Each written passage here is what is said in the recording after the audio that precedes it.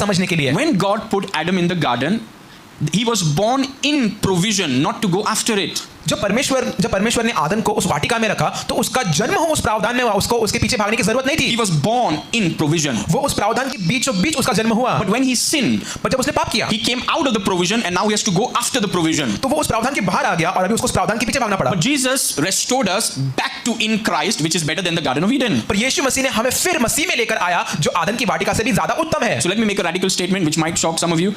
Going after provision is a cursed life. तो मैं आपको बहुत एक कट्टर वाक्य रचना कहूंगा और शायद आपको अच्छा लगे या ना लगे।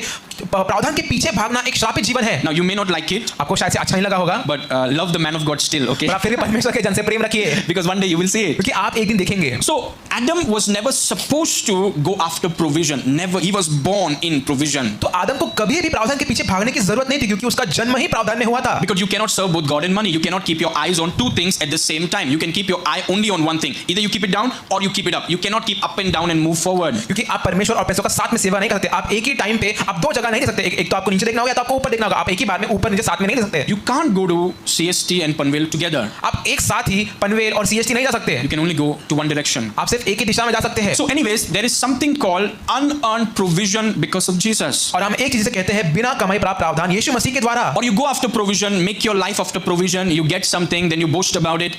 That's not, I don't think that's a king life. और एक आप ये भी कर सकते हैं कि आप प्रावधान के पीछे भाग सकते हैं, आपको कुछ मिल सकता है और आप उसके ऊपर उसके द्वारा आप घमंड करें और ये जो है ये एक राजा का जीवन नहीं। That's not grace life. ये अनुग्रह का जीवन And नहीं। so